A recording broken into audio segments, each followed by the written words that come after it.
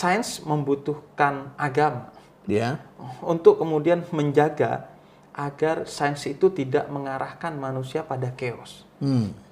Agar ketika manusia menemukan uranium itu tidak digunakan untuk menjadi senjata nuklir. Agar nuklir tidak digunakan untuk menghabisi manusia lain dan alam semesta. Ya. Butuh pendekatan agama, Ya. kecenderungan agama untuk itu.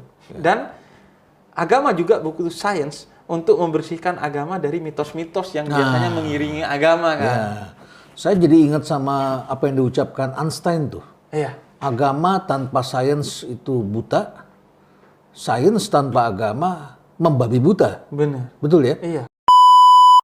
Agama itu mengontrol sains agar selalu bermoral. Agama butuh sains untuk menjamin agar agama bersih dari mitologi-mitologi. Islam harus kemudian bukan hanya berdamai, tapi terintegrasi dengan sains, meskipun pada wilayahnya masing-masing. Karena keduanya ini memiliki metodologi yang berbeda. Sains itu bersifat empiris, kemudian agama bersifat intuitif. Tapi harus saling mengisi keduanya untuk kemudian membangun peradaban yang betul-betul megah, yang betul-betul gagah.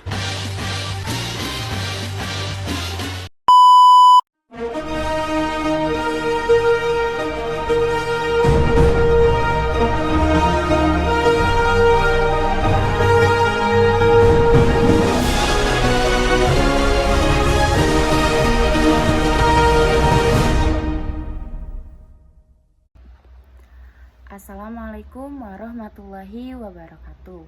Perkenalkan, nama saya Dwi Zalfa Zahira dengan NIM 20523071.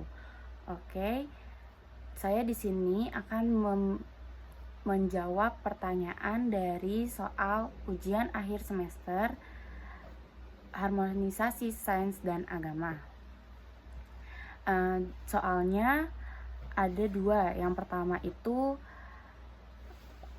pentingnya mata kuliah harmonisasi sains dan agama bagi mahasiswa tadris bahasa Inggris, dan pemikiran Ken Wilber tentang hubungan antara sains dan spiritualitas melalui konsep 4 kuadrannya. Oke, izinkan saya menyampaikan jawaban saya ini secara runtun dan menyeluruh agar dapat menggambarkan pemahaman yang mendalam. Semoga apa yang saya sampaikan dapat memberikan manfaat dan inspirasi bagi kita semua. Oke, saya akan menjawab pertanyaan yang pertama. Yang pertama itu soalnya, apa arti penting mata kuliah harmonisasi sains dan agama bagi mahasiswa tadris bahasa Inggris? Pertama, sebagai mahasiswa yang sedang mempersiapkan diri untuk menjadi guru bahasa Inggris, penting bagi kita untuk memahami mengapa mata kuliah harmonisasi sains dan agama ini diajarkan. Kita hidup di dunia yang semakin modern, di mana ilmu pengetahuan terus berkembang pesat. Namun di sisi lain, nilai-nilai agama tetap menjadi pedoman hidup yang sangat penting, terutama dalam membentuk karakter seseorang. Mata kuliah ini membantu kita menyadari bahwa ilmu pengetahuan agama bukanlah dua hal yang saling bertentangan. Justru keduanya bisa saling melengkapi. Hal ini sangat relevan bagi kita sebagai calon guru bahasa Inggris yang nantinya akan berperan dalam membentuk generasi penerus bangsa. Pertama, mata kuliah ini membantu kita memiliki wawasan yang lebih holistik. Dalam kehidupan sehari-hari, seringkali kita dihadapkan pada pandangan yang memisahkan sains dan agama. Sebagai contoh, banyak yang menganggap bahwa agama hanya mengatur aspek-aspek ibadah, sementara sains dianggap lebih relevan untuk memahami dunia fisik. Namun, melalui mata kuliah ini, kita belajar bahwa sains dan agama memiliki ruang lingkup yang saling melengkapi. Sebagai calon guru bahasa Inggris, wawasan ini penting karena tidak hanya mengajarkan bahasa sebagai alat komunikasi, tetapi juga nilai-nilai di balik bahasa tersebut. Bahasa adalah cerminan budaya. Dalam budaya barat yang sering menjadi acuan dalam pembelajaran bahasa Inggris, nilai-nilai agama seringkali tidak terlalu ditonjolkan. Oleh karena itu, kita perlu mengintegrasikan nilai-nilai agama dalam pengajaran kita, agar siswa tidak hanya mahir berbahasa Inggris, tetapi juga tetap memiliki pegangan moral yang kuat. Lalu kedua, ada mata kuliah ini membantu kita untuk mengintegrasikan nilai-nilai agama ke dalam pengajaran bahasa Inggris. Sebagai contoh, ketika kita mengajarkan teks naratif atau cerita, kita bisa memilih cerita-cerita yang tidak hanya menarik, tetapi juga mengandung pesan moral yang sesuai dengan nilai-nilai agama. Dengan cara ini, kita dapat mengajarkan bahasa, sekalipun menanamkan karakter positif kepada siswa. Misalnya dalam pembelajaran reading comprehension, kita dapat menggunakan cerita yang mengajarkan nilai-nilai seperti kejujuran, kerja keras, atau toleransi. Hal ini sejalan dengan konsep harmonisasi sains dan agama, di mana kita tidak hanya fokus pada aspek teknis ilmu pengetahuan, tetapi juga pada pembentukan karakter siswa. Lalu yang ketiga, mata kuliah ini juga melatih kita untuk menjadi lebih toleran dan menghargai perbedaan. Dalam dunia pendidikan, terutama di kelas bahasa Inggris, kita sering menghadapi siswa dengan latar belakang yang sangat beragam. Mereka mungkin memiliki keyakinan, nilai, atau pandangan hidup yang berbeda-beda. Nah, melalui mata kuliah harmonisasi sains dan agama, kita belajar untuk melihat perbedaan ini sebagai sesuatu yang positif. Kita diajarkan untuk menghargai bahwa setiap individu memiliki pandangan unik yang bisa saling melengkapi. Dengan cara ini, kita dapat menciptakan lingkungan belajar yang inklusif dan harmonis. Lalu, saya akan menjawab pertanyaan nomor 2. Pemikiran Ken Wilber tentang 4 kuadran.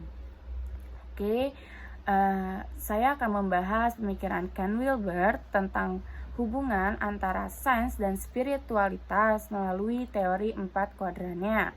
Ken Wilber adalah seorang filsuf dan pemikir yang sangat terkenal dengan pendekatannya yang integratif. Ia percaya bahwa untuk memahami kehidupan secara utuh, kita perlu melihatnya dari berbagai perspektif. Inilah menjadi dasar dari teori 4 kuadrannya. Nah, Wilber ini membagi realitas menjadi 4 kuadran, yaitu kuadran pertama, individual internal, kuadran kedua, individual eksternal, kuadran ketiga, kolektif internal, dan kuadran yang keempat, kuadran kolektif eksternal. Mari kita bahas masing-masing kuadran ini secara lebih rinci. Kuadran yang pertama, kuadran individual internal. Kuadran ini berfokus pada pengalaman subjektif seseorang. Nah, contohnya adalah pikiran, perasaan, kesadaran, atau pengalaman spiritual pribadi. Wilber menekankan bahwa kuadran ini sangat penting karena menyangkut aspek-aspek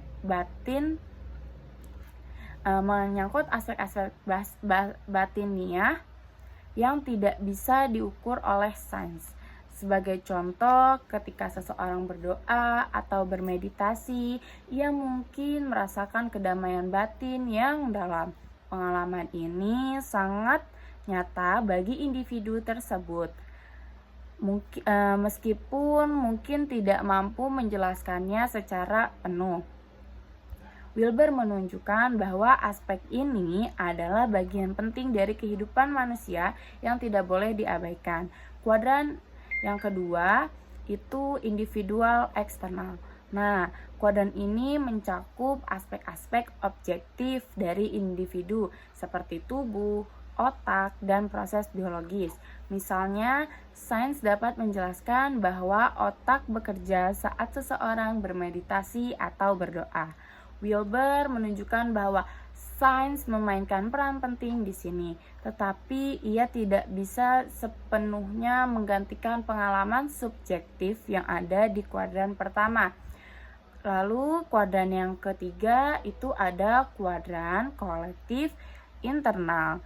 Kuadran ini berfokus pada nilai-nilai keyakinan dan budaya yang dimiliki oleh suatu kelompok. Sebagai contoh, dalam agama Islam ada nilai-nilai seperti keadilan, kasih sayang, dan toleransi yang menjadi pedoman hidup bersama. Wilber menekankan bahwa kuadran ini penting karena spiritualitas bukan hanya tentang individu, tetapi juga tentang bagaimana kita berhubungan dengan orang lain. Dalam konteks ini, agama memainkan peran penting dalam membangun harmoni sosial. Oke, selanjutnya ada kuadran keempat atau kuadran yang terakhir, kuadran kolektif eksternal. Nah, kuadran terakhir ini mencakup sistem sosial seperti ekonomi, politik, dan teknologi. Sains memiliki peran besar dalam membangun sistem ini, tetapi Wilber mengingatkan bahwa tanpa nilai-nilai spiritual, sistem ini bisa kehilangan arah. Misalnya, teknologi yang canggih bisa menjadi berbahaya jika tidak digunakan untuk kebaikan bersama. Oke, mungkin saya akan menjelaskan kesimpulan dari dua soal tersebut. Dari penjelasan ini kita bisa melihat bahwa mata kuliah harmonisasi sains dan agama memiliki arti yang sangat penting, terutama bagi kita seorang calon guru bahasa Inggris. Nah, mata kuliah ini tidak hanya memberikan wawasan intelektual, tetapi juga memberikan membentuk karakter spiritual yang kuat. Selain itu, pemikiran Ken Wilber tentang 4 kuadrannya memberikan kita pandangan yang lebih luas tentang bagaimana sains dan spiritualitas dapat saling melengkapi. Sains membantu kita memahami dunia secara objektif, sementara spiritualitas memberikan makna dan tujuan hidup.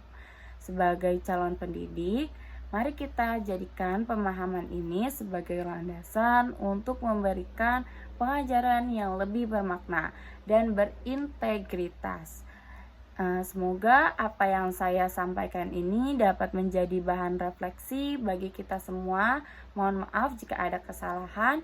Wassalamualaikum warahmatullahi wabarakatuh. Bye-bye.